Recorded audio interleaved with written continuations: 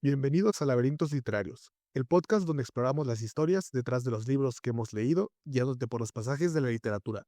Yo, José Chino, junto a Julia Mieva, no solo te contaremos nuestras impresiones sobre cada libro, sino que también te brindaremos contexto, datos curiosos y nuestro análisis para que disfrutes aún más de cada lectura. Así que prepárate para perderte en este laberinto de letras, donde cada capítulo es una nueva aventura literaria. ¿Qué tal, Julio? ¿Cómo estás? Otro día más grabando aquí en la oficina. Extasiado, Chino, puedo decírtelo. Este es el primer capítulo oficialmente de la temporada 2 de Laberintos Literarios. Aquí sí no vas a poder decir que grabamos cada semana porque sí nos dimos nuestro tiempo de vacaciones. Entonces, estoy muy feliz, estoy muy contento para ver qué es lo que sigue, ¿sabes? Y qué otros libros estarán conformando esta segunda temporada. Así grabamos cada semana, solo que fue año bisiesto, por eso. Nada que ver. No, está muy bien, digo, como nos desaparecimos un ratito porque justamente se venían cositas y lo dijimos en el capítulo de Pilón de los mejores y los peores libros del 2025, pues sí, realmente no era algo sorpresa, ya se sabía que íbamos a tener una segunda temporada, pero miren, ya no solo se quedó en vamos a hacerlo, no, ya está aquí en la plataforma el primer episodio de esta temporada y qué mejor que de esta forma, ¿no, Chino? Ya ahorita podemos platicar, de hecho, ya podremos irnos al grano, pero ¿sabes qué? Vamos a cambiar un poquito la dinámica, ¿no te parece, Chino? Creo que podríamos sacarle un poquito más de carnita a los libros de esta temporada. Claro, no significa que en la pasada no lo hayamos hecho, pero obviamente éramos un poquito más novatos, teníamos un poco más de no sé cómo se dice en españoles. No, sí, realmente éramos inexpertos, básicamente. Entonces, Chino, ¿te parece si comenzamos con una pregunta fuera de los libros para que así la audiencia nos conozca un poquito más? ¿Alguna breve? Venga, a ver, Chino, esta es muy fácil. Hipotéticamente, ¿te gusta cantar? Que sabemos que sí. Que cantes bonito o no, ya lo definirá el público cuando te escuche, algo por el estilo. Pero si tuvieras que cantar una canción, ¿o qué canción escoges tú para cantar en el karaoke? Ay, fíjate que con una amiga que tenemos en común me gusta mucho cantar La Gata Bajo la Lluvia. Ni me identifico ni nada, pero, o sea, la verdad es que me gusta bastante cantar esa canción, no sé por qué. Pero ojo, fíjate que no soy tanto de karaokes. O sea, me gusta mucho cantar, lamentablemente no canto bien, y no sé por qué, sí canto bastante. Entonces, ahí fíjate que sí me gustaría unas clases de canto. ¿Tú cuál sería esa canción que cantarías en el karaoke? Yo siempre me voy como las seguras, tipo las de Luis Miguel. Bueno, hay una que canta él, no es de él como tal, pero se llama Si nos dejan. Me gusta bastante.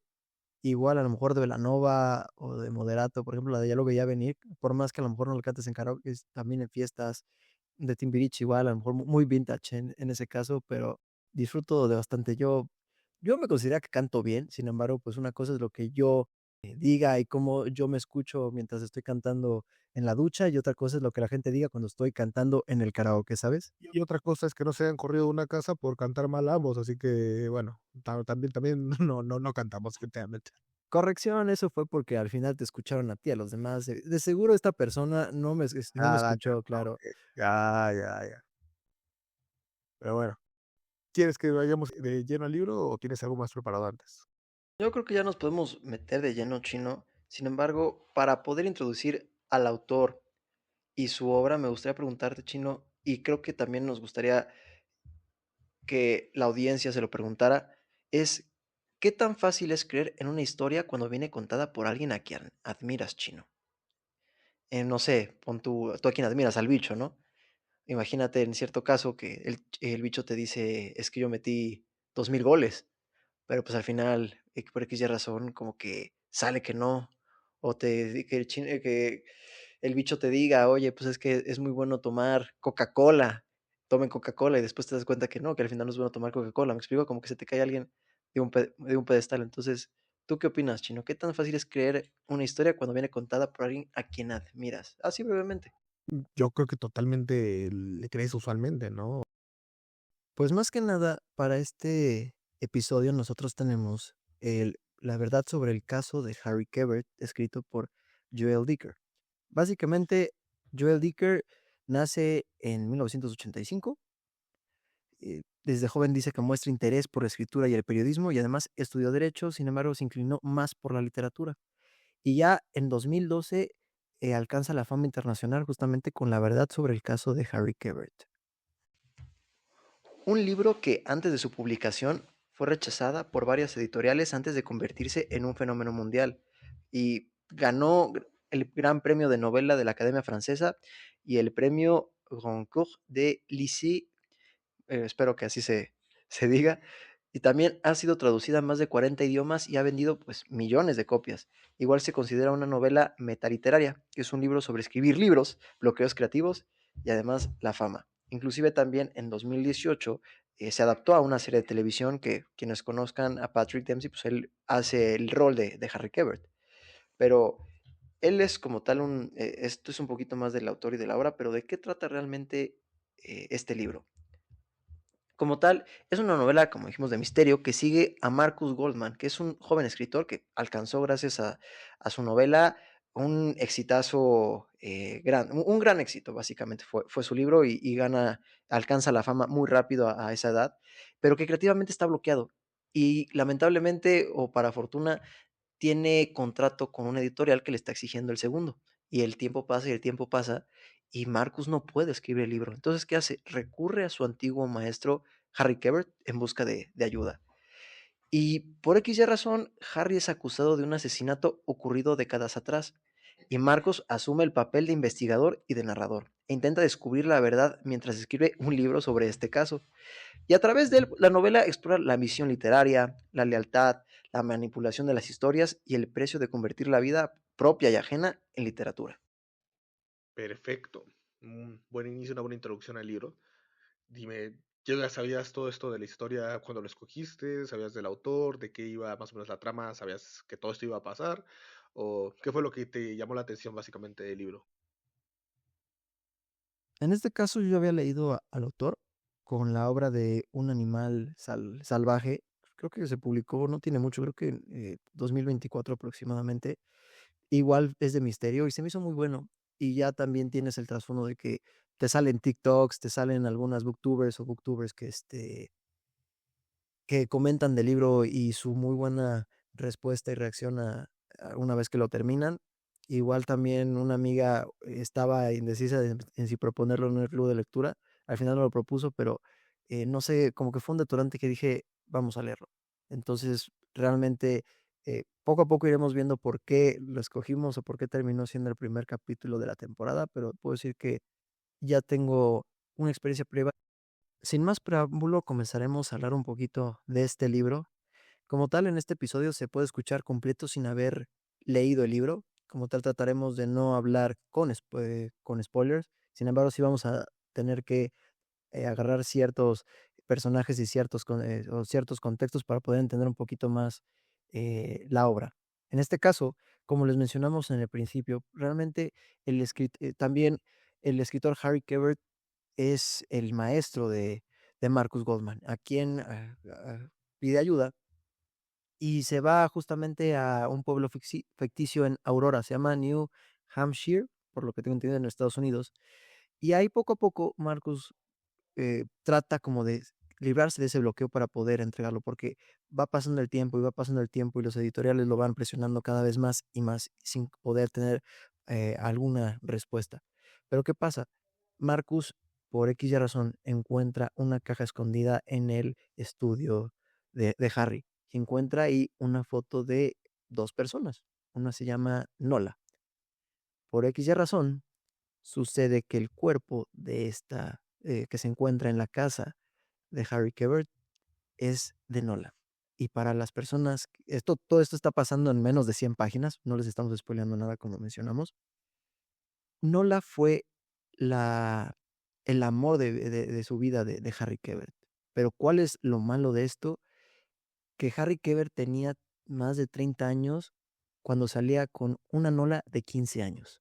Entonces todo empieza ahí a desenvolver, pues, uno, el asesinato y dos, realmente todo ese crimen, ¿no? Porque al final se llevan al menos 15 años y es algo que me gustaría empezar este episodio, Chino. Realmente estamos hablando que es em, una relación demasiado con mucha diferencia de edad, vaya. Pero aquí en el libro, por más que a lo mejor, digo, yo te puedo decir personalmente, no sentí como empatía y jamás validé ese tipo de romance, pero como que me llegué a pensar, bueno, sí, me puse a pensar, como que me hizo reflexionar si realmente una persona a esa edad de 15 años realmente es válido invalidar los sentimientos que siente por alguien, ¿me explico? Entiendo que al final, pues sí, estamos en una etapa diferente, estás creciendo y no, ese tema a lo mejor me gustaría abordarlo en otro capítulo, porque tiene un poquito algo que ver, pero si realmente solo por ser muy jóvenes significa que no sabemos sentir algo. No sé tú qué opinas, Chino. Bueno, es una muy buena pregunta que creo que hemos leído libros un poco ad hoc en ese sentido. Por ejemplo, recuerdo cuando leímos Lolita de Novakov. A ver, eh, creo que Joel Dicker aquí, uno de los aciertos que hace es pues, escribir de una manera en la cual no se siente perverso. Por ejemplo, no es como Liliana Bloom, que ella en Monstruo Pentápodo lo que quería un poco era incomodar. Aquí para nada, aquí parece una historia de amor y se te olvida por momentos que es una relación de una chica de 15 años y un señor de 34 años más o menos. Y también te pone esa ética moral entre lo que debe hacerse y lo que realmente se hace. Yo personalmente te puedo decir que hay cosas que no llegué a hacer en el deber ser, o sea, cosas que donde fallan mis principios, ¿no? Y yo no digo, no estoy justificando a Harry Potter, pero digo, quizá yo no en esta parte, ah, pero en otra cosa a lo mejor yo fallaría, yo diría como, esto es lo que debería hacer, pero por acá en otro lado, pues no, parece que no. Creo que yo el que lo aborda muy bien. Ya no lo ponen como algo muy perverso, muy, no sé, sacado de contexto, y también lo va construyendo de poco a poco. No es como que te presenta a Harry Quebert como una persona, obsesionado por las llamadas bolitas, o te pone a Nola como una niña, pues, fuera de control, ¿no? Sino que poco a poco te va revelando cosas de la personalidad de cada uno, y eso creo que te hace que en un principio te enganches como con una historia, entre comillas, de amor, para después ir como diciendo: "Espérame, algo aquí no está bien". Y aunque sepas que de inicio no está bien, no sé tú, pero yo por lo menos por parte hasta medio lo justificaba, era como, digo, no lo entendía, pero lo justificaba, era como, bueno, pues, ¿qué podía hacer, no? Pero, pues, claro que podía hacer muchas cosas, simplemente era como la manera que a lo mejor yo el dije te apartaba un poco del meollo del asunto, que de por sí ni siquiera es ese, ¿no? Pero yo por responder como ese tema principal o bueno, ese tema tangencial que tocas de la obra, pues así fue como yo lo fui abordando. ¿O tú cómo lo viste o viviste en tu experiencia lectora?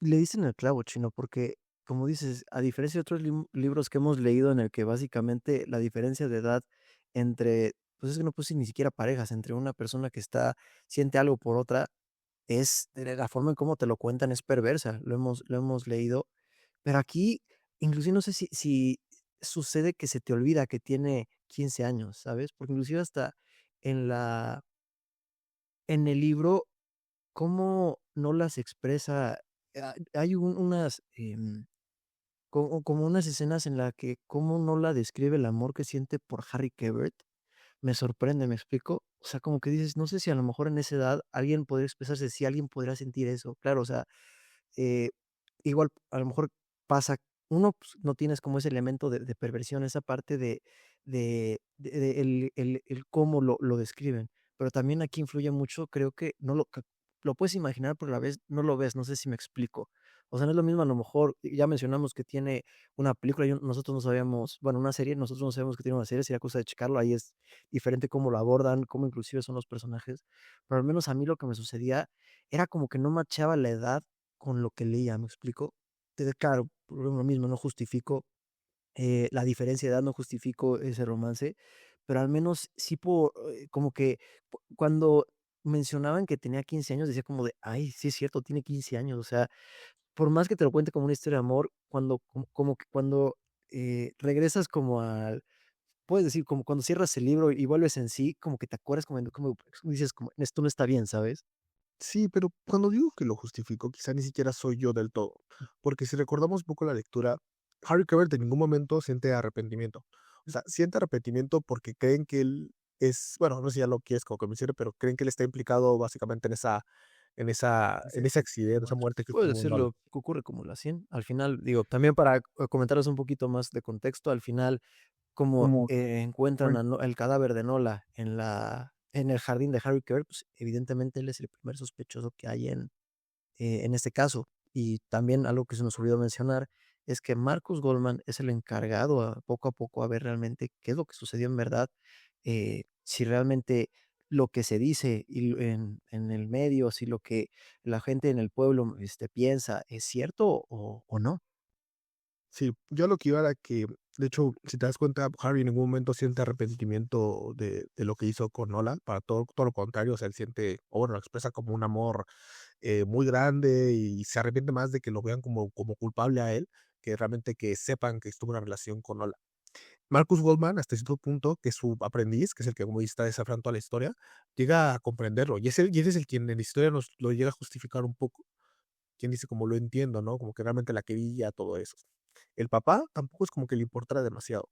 O sea, no digo que no le importe, pero al ser Harry una persona de bien, entre comillas, o bueno, como lo percibía el pueblo en ese entonces, pues, como que tampoco se lo toma demasiado personal. Y bueno, te vas a dar cuenta que varias personas en el pueblo lo llegan a justificar. Entonces creo que es la genial un poco yo el Dicker de no parecer algo tan descabellado.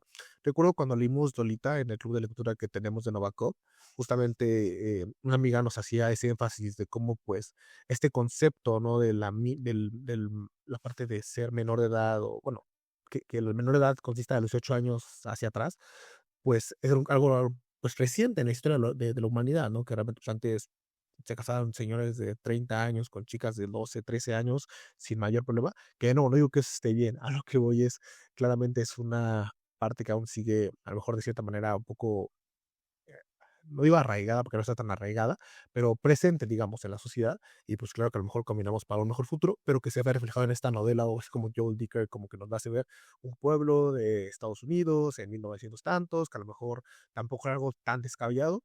Y todo ese tipo de pautas que te va poniendo lo hace cada vez menos, digamos, menos perverso, o le quita, lo va atenuando y lo va justificando en la misma lectura.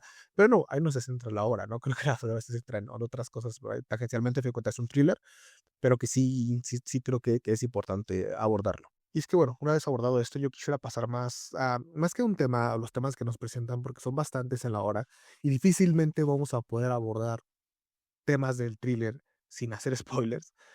Te diría más en la manera en la que está escrita. Yo, bueno, quizá cuando hicimos el capítulo, hagamos el capítulo de los mejores libros del 2026, del 2025, me dijiste que hiciera spoilers, porque básicamente lo estábamos comparando un poco con The God of the Woods de Liz Moore.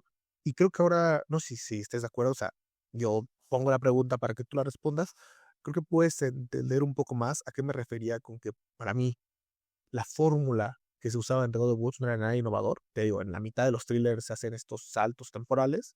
Y la segunda parte, en la importancia de que todos los detalles, o que la mayoría de los detalles que des de los personajes, sus historias, el trasfondo que des, pues tenga coherencia. Si te das cuenta, para resolver el misterio de lo que le pasó a Nola, importa, porque tú crees que va por una vertiente, de repente te mencionaron algo que parecía pasar desapercibido hace 30 páginas, hace 100 páginas, y de repente es la clave para descartar a alguien o para potenciar su culpabilidad. Y de repente te das cuenta que se potencia su culpabilidad, pero te habían dado otro detalle que de repente ya lo vuelve totalmente inocente. Y esa ambivalencia entre quién es culpable y no, quién realmente tiene la culpa, quién parece sospechoso, las historias van cambiando y nos damos cuenta que la verdad, un poco como con Klaus y Lucas, Ujú. que la verdad pues no es una única verdad, ¿no? Cada persona tiene su verdad y es verdad, se encuentran, y es lo que Marcus Goldman trata de descifrar o está tratando de descifrar. Él hace este trabajo de ir al pueblo, de escuchar una versión de la camarera, pero a la versión de la camarera le faltaba algo que quiso ocultar para parecer mejor, y de repente tiene que ir con el policía, pero el policía está enamorado de la camarera y no lo quiere revelar. Entonces, se iba construyendo poco a poco, y con cada paso que iba dando, se iba encontrando con una pared que ocultaba información vital, y una vez que lo superaba, la historia da un giro de 180 grados. Entonces, bueno, ya como que nada, se expuso un poco ahí como mi tema de por qué tenía yo el tema con ese God of Woods. Yo quisiera saber si tu opinión de los thrillers, tras haber leído Harry Quebert, pues cambió un poco más o sigue más o menos en la misma línea. Sí me hizo ser más exigente, francamente, porque si es algo distinto, tampoco le echo tierra a The Wood of the Woods, yo creo que es un libro palomero, a mi parecer. Pero a veces también sucede, ¿no? Que tú le puedes, es la frase de cuando no conoces a Dios, a cualquier santo le rezas, ¿no? Creo. Así va, si no me equivoco.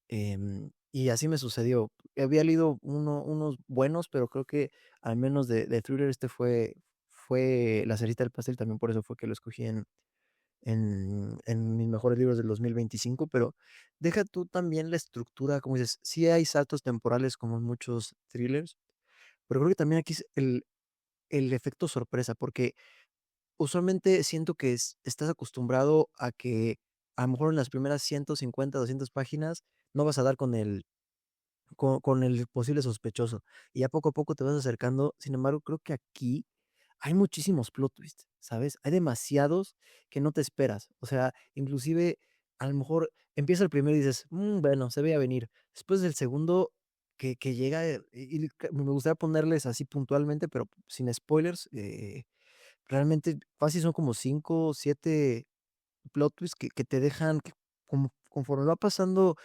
eh sí, conforme vas pasando las hojas, como que te intriga más pensando que a lo mejor no solo es el culpable o el inocente, sino también es muchas cosas que a lo mejor dirías: "Hay cabos sueltos", pero a la vez no, ¿me explico? Es algo muy, que todo tiene un fin, pero un fin bueno, vaya. Es que algo tan sencillo como lo de la madre de Nola.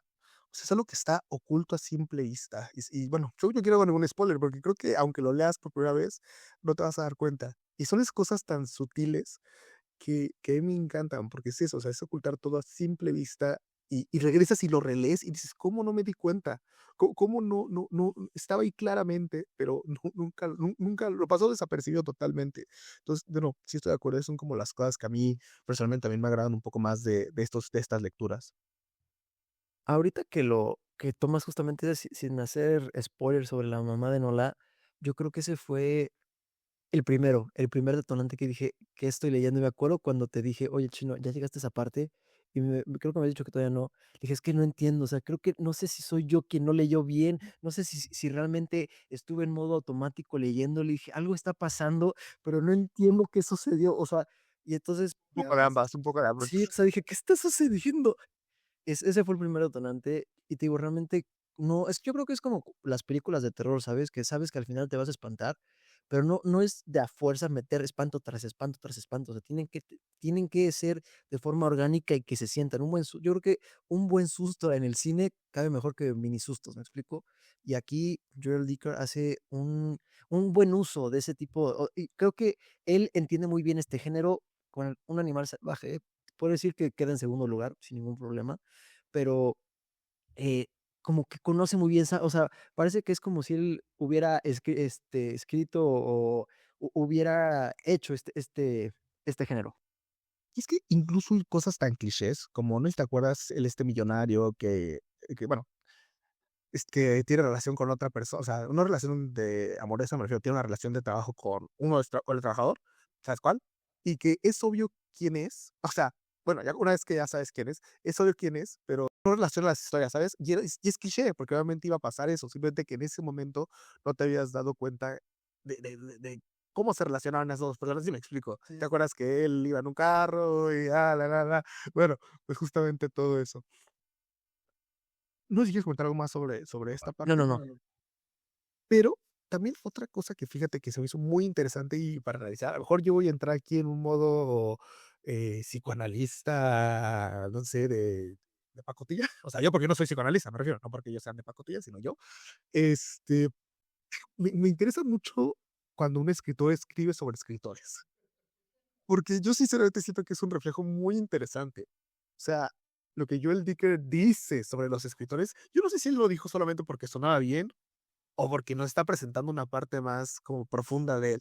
O sea, hoy una parte donde dice que el peso de ser escritor, pues te sientes un poco impostor. Por lo mejor vives de tu único éxito y nunca sabes si vas a estar a la altura de ese éxito que tuviste. Recordemos que Marcus Goldman era un escritor que, que tuvo un gran éxito y después tuvo un bloqueo total. Y no solo eso, también no quiere decir que pasa con su mentor, pero su mentor va más de lo mismo, también tiene este síndrome del impostor. Y también tomando de aquel episodio que grabamos de Guillermo Arriaga, ¿te acuerdas que en su entrevista él decía: "Tengo miedo que descubran que no soy tan bueno como creen que soy"? Sí. Sí. Y no sé por qué esto, digo, a lo mejor les pasa a muchos, pero no, me parece muy interesante cómo escritores de diferentes índoles, de diferentes partes del mundo pues tienen este síndrome del impostor, y no solo ellos, también quizá otras profesiones, pero no, ahorita enfocado a ellos. Entonces, solo me parece muy interesante el reflejo que Joel Dicker a lo mejor puede hacer de los escritores a través de su mismo libro, ¿me explico? Siento que es un poco lo que piensa, o no te digo, no sé si estoy haciendo aquí un ejercicio de test de, no sé, ¿cómo se llaman estos que hacías de descubre cuál muffin eras? BuzzFeed, ¿no? En resumen, no sé si estoy haciendo aquí como un análisis muy metafísico que ni va. O sea, de la puerta es negra y solo quiere decir eso el autor, o yo le estoy buscando así un significado esotérico. ¿Qué opinas? A mí se me hizo interesante y creo que lo detecté ya más adelante del libro, no al principio, ¿sabes? Porque sí, eh, al final los capítulos se dividen, por lecciones que Harry Keber le da a Marcus. Ahí te va diciendo más o menos por qué se las da y cuál es el origen. Entonces, poco a poco vas entendiendo por qué se las da, que eso también se me hace una genialidad. No quiero decir que es como un Guillermo Arriaga, porque, pues, aquí de seguro van a decir: otra vez con este bro", pero cada capítulo, o cada consejo que Harry Keber le da a Marcus es ad hoc al capítulo, ¿me explico? Inclusive, tanto al capítulo como al clímax o a la al en el momento en que está en el que está atravesando la novela. Entonces, me hace una genialidad en el que al final te digo, más adelante creo inclusive como que lo valoré y lo agradecí más al final del libro, porque sí, es como dices, es un escritor escribiendo sobre un escritor que tiene bloqueo creativo. Ahí no desconozco si al final Joel Dicker tuvo, bloqueo creativo al escribir este libro, pero sí se me hace una genialidad porque a veces puede pasar, como dices, puede ser una buena idea, sin embargo, mal ejecutada.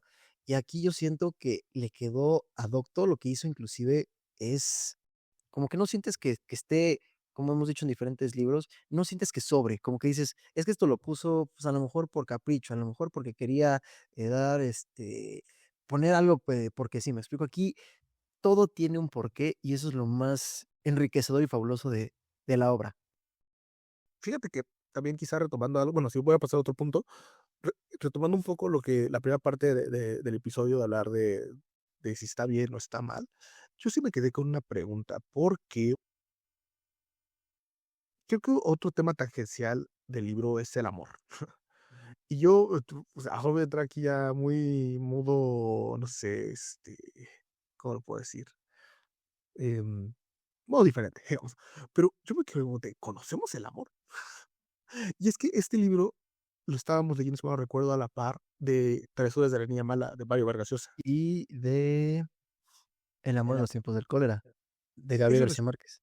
porque vino después. Bueno, no importa.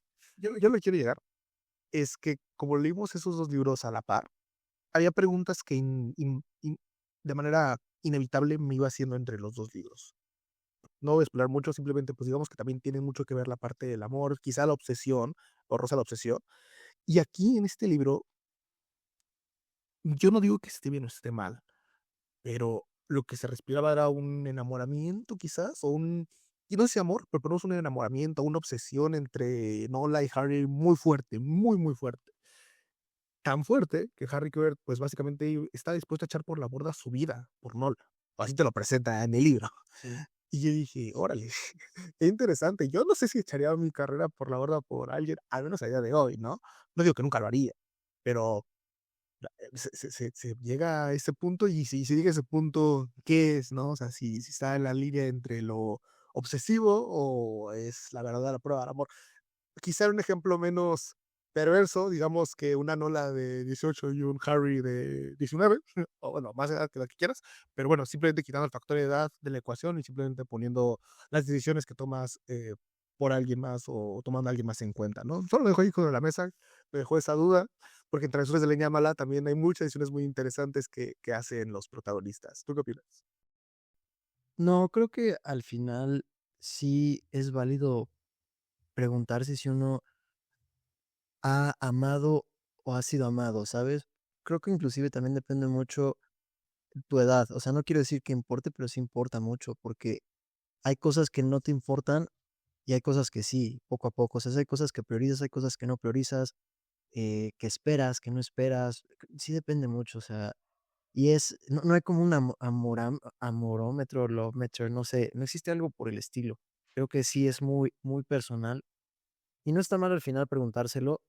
Creo que inclusive, digo, si uno llega a una buena respuesta, qué padre que uno pueda decir eh, sin duda y con mucha seguridad que sí, que ha sido amado y que ha amado o que realmente ha sentido eso, ¿me explico? Porque también digo, el amor no solo, en este caso hablamos de Nola y de Harry, pero pues también si nos vamos un poquito más, pues también está el amor hacia la familia, el amor hacia, no sé, en este caso papá, mamá, hermano, eh, la tía, el tío, el abuelito, el primo, el amor hacia la pareja, el amor hacia la amistad, el amor inclusive hacia, hacia las mascotas, hacia los animales, o hacia la... Hay, hay amor para en diferentes formas, ¿sabes? Pero ya enfocándolo aquí, realmente no es fácil entenderlo. Creo que así como dije, si llegas a una respuesta que te gusta, pues felicidades. Y si no, pues creo que al final, creo que de eso se trata, ¿no? De encontrar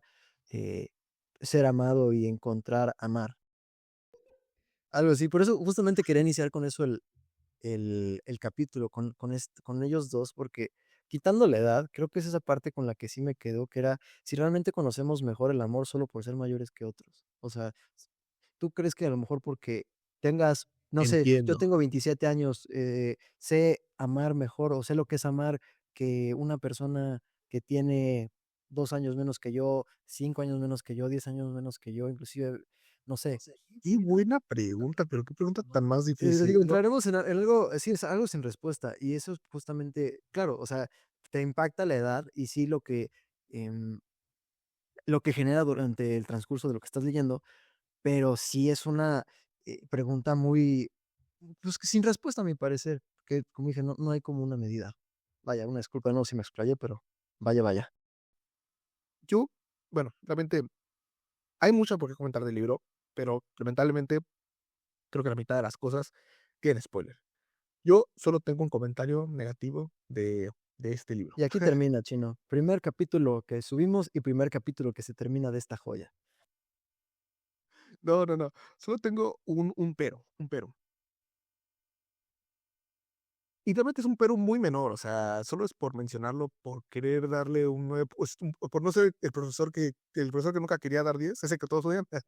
No, no quiero ser ese profesor, pero me refiero, por darle un pero, sí, no sé si recuerdas la imagen, la parte donde Marcus Goldman descubre un cuadro de Nolan. Sí. Sí. Esa parte la sentí forzadísima, forzadísima, o sea, no me creo nada de lo que pasó ahí, o sea, no creo nada, pero okey, nada, será el único pero. Fíjate que solo sí no me gustó como que eso se resolviera de esa manera, pero fuera de eso, joya total. Déjame nada más te leo, quizás, no sé si te dejo contar, yo como ya casi hago comentarios finales, te leo mi sinopsis. O Espera, sea, espera, yo te tengo uno más, antes de que okey, tu okey. sinopsis. ¿Qué opinas? Aquí podremos hablarlo, más a detalle sin decir por qué aparece, cómo aparece, etcétera, pero de El paraíso de los escritores, no sé si te acuerdes, que al final Harry habla sobre término, que es, pues, básicamente es que todos hemos querido cambiar algo de nuestras vidas, ¿no? Que hubiera sido distinto a lo que sucedió y uno lo trata de plasmar en el libro, ¿no? A veces pasa que, lo decíamos, hay gente que no le gusta plasmar en sus obras, ya sea, pintando, ya sea esculpiendo, ya sea escribiendo, o inclusive hacia en la música. Escribe tu propio final, ¿no? Ajá, entonces, él, digo, no traigo aquí a la mano el libro, pero realmente se me hace algo muy interesante, ¿no? Como al final, y eso no solo en los escritores, se me hace muy reflexivo cómo hemos querido cambiar algo, ¿no? O sea, siempre a veces decimos, sí, o creo que la respuesta va cambiando conforme vas creciendo, pero alguna vez nos hemos hecho esa pregunta de si pudieras cambiar algo de tu vida, ¿qué harías, no? Y yo definitivamente creo que hay cosas que cambié de mi vida. O sea, claro que no. O sea, estoy de acuerdo en no vivir con arrepentimientos, quizá, o no cargarlos, pero creo que habría cosas que cambiaría. O sea, a lo mejor, no sé, era con el pie de Fidel, o sea, el Pumas campeón, ¿no? O sea, yo qué sé. Pero, pero bueno, no pasa nada. Em, y bueno, no sé si quieres ya empezar quizás a cerrar un poco más el episodio, diciendo como qué nos pareció, em, ¿para quién recomendamos este libro o cómo tienes planeado un poco esta última parte del episodio? Si es que no tienes nada más, claro. De mi lado creo que no, creo que al final es un libro muy bueno, a mi parecer. Inclusive también creería que el libro es como una matrioshka, ¿sabes? Va poco a poco, y a mí a lo mejor los de este tipo de, este género, pero poco a poco al menos aquí lo sentía, cómo ibas destapando la cloaca, ¿sabes? Al final, eh, conforme iba pasando el libro, quitando si buscabas o no em, al culpable del caso de Nola, por ejemplo, digo, sin hacer spoilers, por ejemplo, lo último que le dice Harry Keber a Marcus Goldman, no sé si te acuerdas, Chino, que es una confesión muy, muy importante. Ajá, Sí, pero sí, por eso te decía que se sentía un poco el síndrome del impostor, ambos. Sí te refieres a eso, sí, ¿no? sí, o sea, Sí, pero sí, en ese caso, al final, pues son cositas que vas, o sea, que son como sorpresas, digo, volvemos un poquito más a los plot twists, que no te esperas, pero que al final enriquecen mucho el libro, que dices, ¿cómo? ¿En serio? Que a lo mejor no tiene nada que ver con el culpable, por así decirlo, pero que sí con los personajes. Entonces, digo, podría decir varios, varias escenas de ello, pero por no decir spoilers, pero sí se me hizo muy interesante cómo lo maneja. A ti, por ejemplo, Chino, ya al menos quitando eso, ¿tú cómo sentiste esta experiencia leyendo el libro? ¿Cómo fue tu experiencia? cine. No, es que, o sea, sí escribe un thriller. O sea, sí, para mí sí escribe un thriller totalmente. Entiendo lo que dices de las matroshkas, de ir descubriendo cosas poco a poco, de tener 20 giros. Pero, ojo, giros coherentes, giros necesarios. A lo que quiero llegar es que así es como escribe un libro con giros coherentes, todo hace match. Lo que dices al final de lo que le confiesa Harry Quebert está desde el inicio. O sea, literalmente está escrito, tallado en piedra, me explico, o sea, está ahí, sí, pero no puedes descifrar porque te faltan partes de la información y es como lo que me parece más eh, trascendental, importante.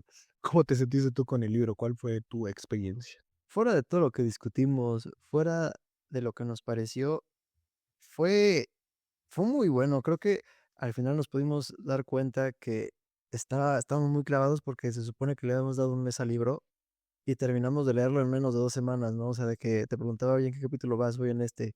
Y viceversa. Y te decía, no, ya me adelanté. ¿Cómo que te adelantaste? Entonces, eh, como que estábamos así como si fuera novela, bro, ¿sabes? Como de esa novela de las 10 de que, no, ya viste qué sucedió. Es como, sí, no, no es posible. Es un buen libro, o sea, no, no, no, se me pasó volando. O sea, realmente sí fue, sí, con The Wood of the Woods lo sentí así como que pues no lo puedes soltar en cierta parte. Aquí te puedo decir que desde el principio a fin no lo pude soltar. A lo mejor al principio, como cualquiera, pues realmente estás construyendo a los personajes, el ambiente, sus razones de por qué están en el libro, etcétera. Pero aquí lo sientes muy rápido. O sea, no, ¿cómo decirlo? Creo que son como 31 capítulos, pero dices, voy a dejarlo aquí en el 17. Una hora después, no, sí tengo que saber qué sucedió. O sea, como que no hay un capítulo en el que digas, aquí está bien, ¿sabes? O sea, como que el autor no sé cómo lo hizo, me dan ganas de preguntarle cuál fue su proceso creativo para ver cómo lo segmentaba, pero de que tiene un buen gancho, eh, este libro, muy, muy bueno. Pero Chino, así como hicimos la primera pregunta, bueno, más bien, como hicimos la pregunta al inicio, la abordamos brevemente, te la vuelvo a preguntar ya hablando de este libro. En este caso, Chino, ¿qué tan fácil es creer en una historia cuando viene contada por alguien a quien admiras? O sea, bueno, creo que tiene que ver con la historia que le cuenta Harry Quebert a Marcus Goldman, qué tanto de lo que le cuenta es verdad y qué tanto es mentira, ¿no? Porque tú le cuentas, Marcus Goldman hace su investigación periodística policial y lo que dijimos, no siempre va a coincidir. Hay personas que van a ocultar información por X o Y razón. Y incluso la persona que admira, ¿no? Que es su profesor, su sensei. Tiene total influencia. O sea, total influencia. Básicamente creo que Marcus Goldman pasa por lo mismo. En un principio cree que no le oculta la información, cree que todo lo que dice Harry Quebert es verdad.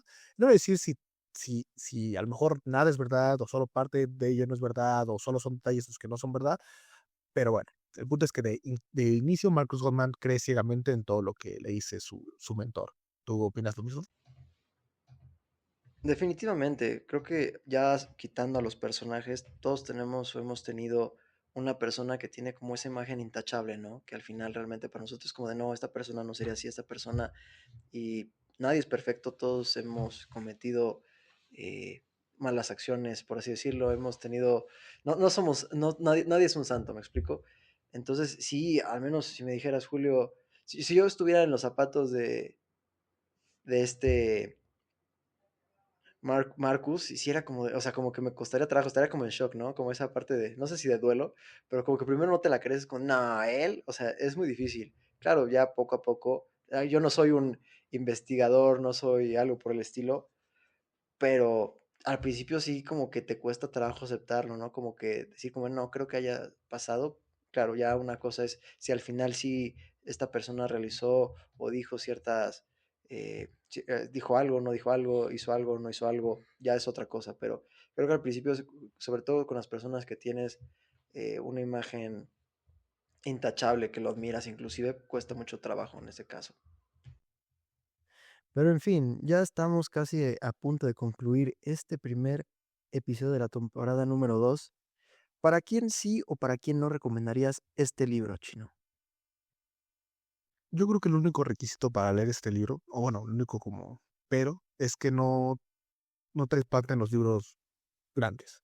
O sea, yo sé que para lo mejor para personas que ya leen bastante, este tipo de libros no les espantan, pero yo recuerdo que, o sea, cuando pero luego propongo libros de más de 500, 600 páginas, pues claramente puede ser intimidante porque pues, a lo mejor no todos tienen el tiempo, no todos tienen, no sé, no les gusta, ¿no? Saludos a la rebelión de Atlas.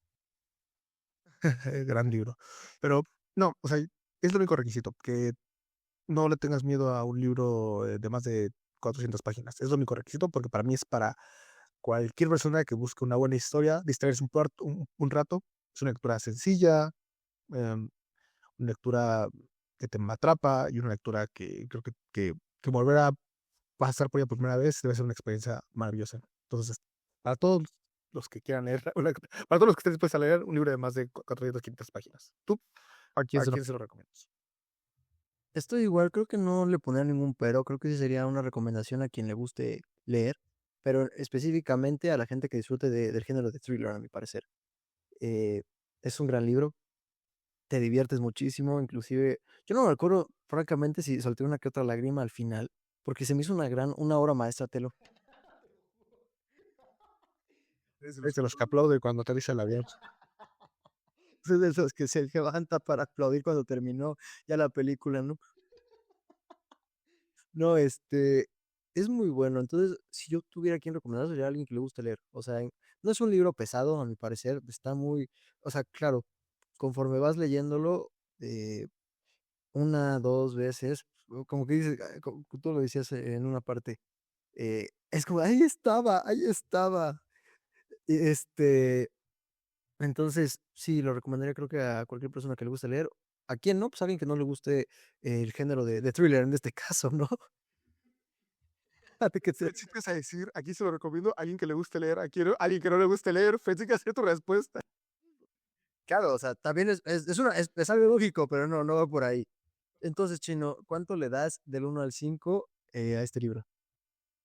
Yo le di 4.8 de 5 estrellas y ahí te va mi reseña. Hecha con DeepSeek y ChatGPT. ¿Quién te Este, hizo la tarea? da igual, no hay APA ni nada aquí en las redes sociales.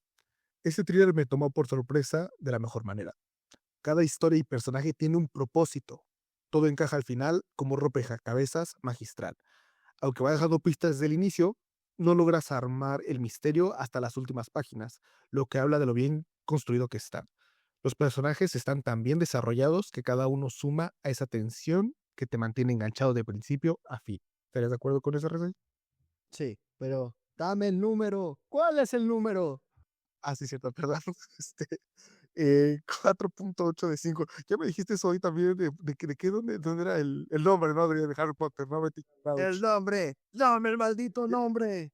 Pues eso, bueno, perdón, sí, 4.8 de 5 estrellas. Solo por ese pequeñísimo detalle del cuadro de Nola.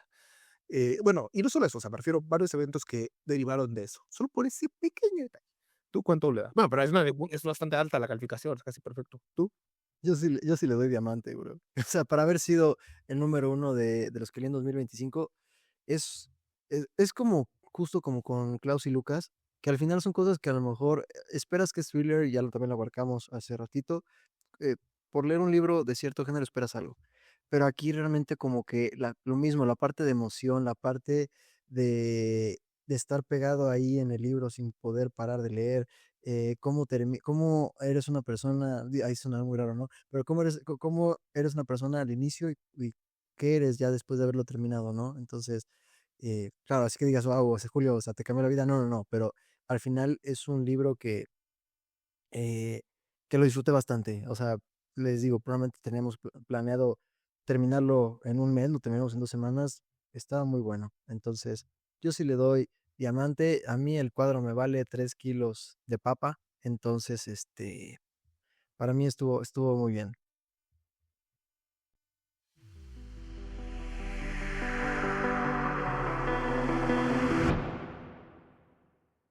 En fin, hemos llegado a lo que es el final del primer episodio de la segunda temporada de Laberintos Literarios. Chino, ¿cómo te sentiste después de regresar meses después? Como dije al principio, muy contento de volver a grabar y espero que esta temporada nos depare muchos libros muy buenos y que sea mucho más larga que la anterior, esperemos. ¿Tú qué tal? ¿Cómo te Esperemos. sentiste en este primer episodio? Muy bien, extrañaba grabar, no puedo decir que era algo que no me gustara, no, lo disfruto bastante y con este primer episodio, con este buen libro, arrancamos increíblemente bien. Entonces, como dices, esperemos que los siguientes episodios también sean dejen un buen sabor de boca. Pero en fin, Chino, ya para concluir el episodio, me gustaría hacer igual algo distinto que no acostumbramos a hacer en la primera temporada, y es dejarle al público, a la gente que nos escucha, una pregunta para empezar a introducir el siguiente libro. A diferencia, ya no vamos a decir qué libro es el siguiente, sino vamos a dejar una pregunta como tal. ¿Te gusta la idea, Chino? Sí, sí, muy, muy contento de esa nueva dinámica. Venga, entonces, la siguiente pregunta para abrir paso al siguiente episodio es, ¿la vida es un enemigo cuando amenaza nuestra existencia o solo otra forma de sobrevivir distinta a la nuestra?